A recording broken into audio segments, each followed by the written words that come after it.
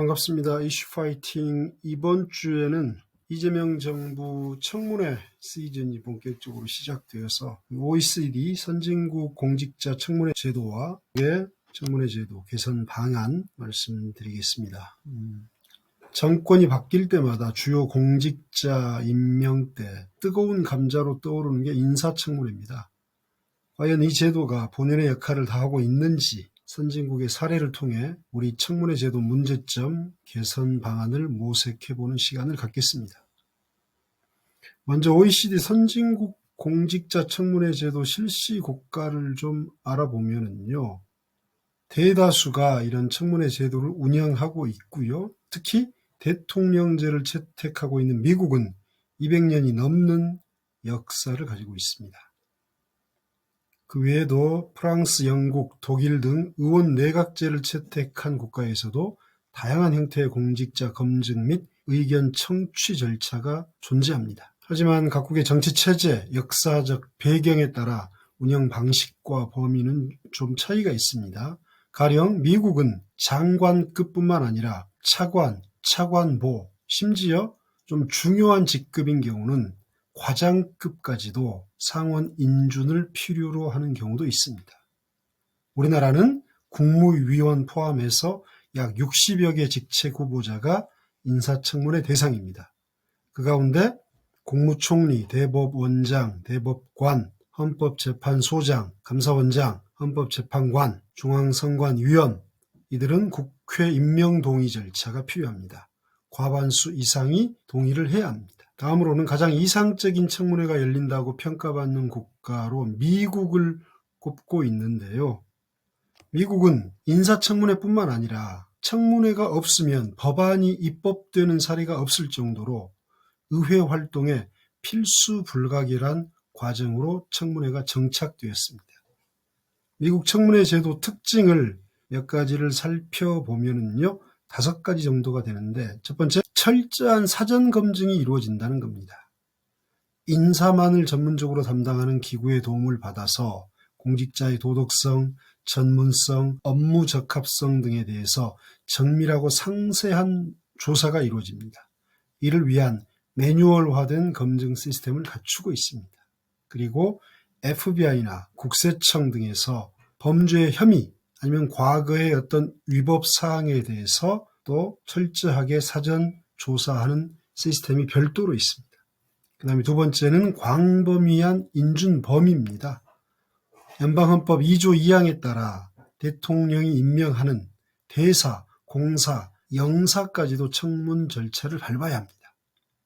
그래서 연방정부에 속한 1200개 이상의 임명직이 상원의 권고와 동의를 얻어야 합니다.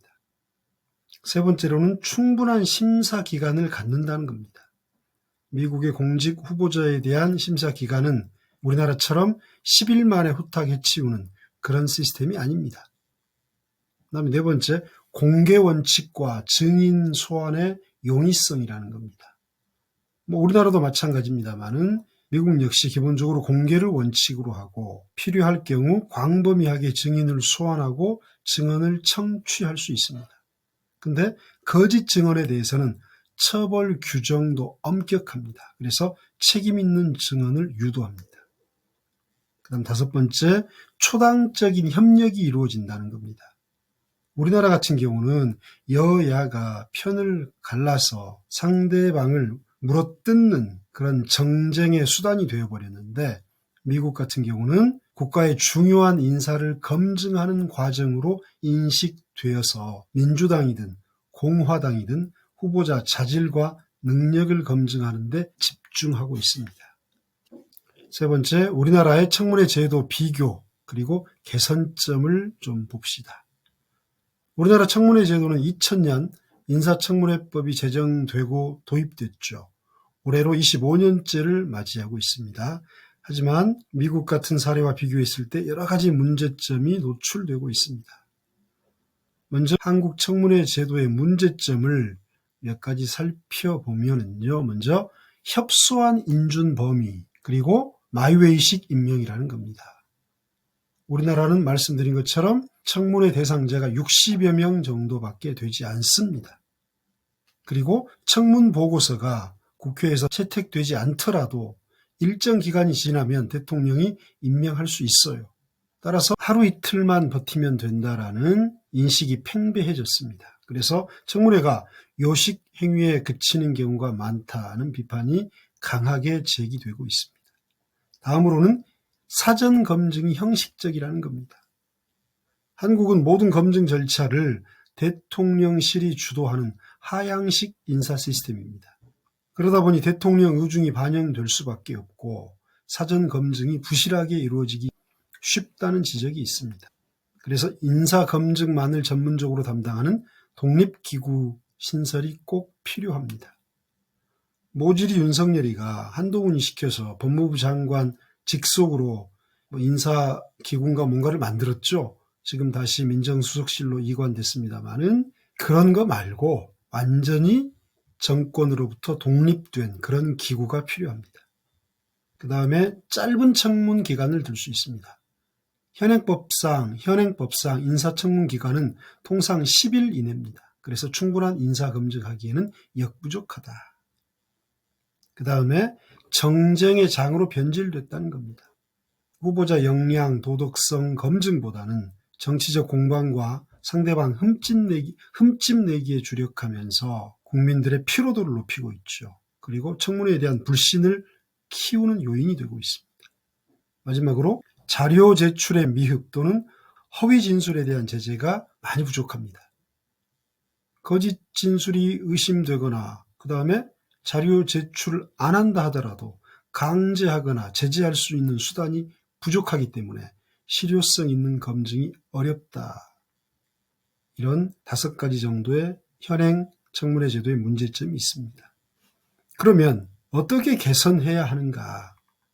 4가지 정도로 한번 살펴보겠습니다. 첫 번째, 인사검증 시스템의 독립성 및 전문성을 강화해야 합니다. 대통령실 주도 하향식 인사 시스템을 탈피해야 되고요. 독립적이고 전문적인 인사검증 기구를 신설해야 됩니다. 미국처럼 공직자의 도덕성, 전문성, 업무 적합성 등을 정밀하게 검증할 수 있는 표준화된 매뉴얼을 마련해야 합니다. 그 다음에 2번째로는 인사청문 대상 및 기간을 확대해야 됩니다. 지금 현재 국회 동의 대상이 이것을 조금 더 확대해서 국회의 감시, 인사 권한을 좀 강화해서 행정부에 대한 견제와 균형 원리를 실현해야 될 겁니다. 그리고 10일 정도로 되어 있는 청문 기간을 최소 30일 이상으로 연장해서 충분한 자료 검토와 심도 있는 질의응답이 이루어지도록 해야 됩니다. 그 다음에 미국처럼 예비조사를 도입해야 됩니다. 청문회 이전에 예비조사 기간을 두어서 의원들이 충분히 자료를 수집하고 쟁점을 파악할 수 있도록 해야 하며 미국의 FBI나 국세청처럼 범죄 혐의나 탈세 혐의에 대해서 사전에 스크린하는 그런 장치가 마련돼야 됩니다. 그 다음 3번째, 청문회 운영의 실효성 제고를 해야 되겠다. 그래서 자료 제출을 의무화하고 지키지 않을 경우 엄격한 법적 제재를 가해야 됩니다. 다음으로는 허위 진술에 대한 처벌을 강화해야 됩니다. 그래서 허위 진술을 했을 경우 형사처벌을 하거나 지명 철회를 건의할 수 있는 그런 방안을 마련해야 됩니다. 그래서 후보자의 책임성을 높여야겠죠. 그 다음 마지막으로 4번째, 정치적 중립성 확보 및 합리적 검증 문화를 조성해야 합니다. 그래서 후보 개인의 신상이나 사생활들은 이것들은 예비조사에서 다 거르고 그것을 통과한 사람들에 대해서 공직 수행에 필요한 능력과 정책적 비전을 중심으로 검증이 이루어지도록 운영 방향을 바꿔야 합니다. 그리고 초당적인 협력을 유도해야 됩니다.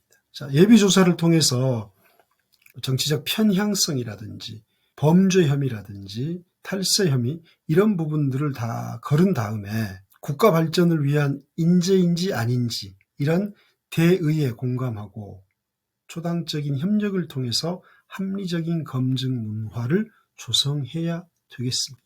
자, 오늘은 OECD 선진국 사례와 비교를 통해서 우리나라 인사청문 제도의 개선 방향을 한번 살펴보았습니다.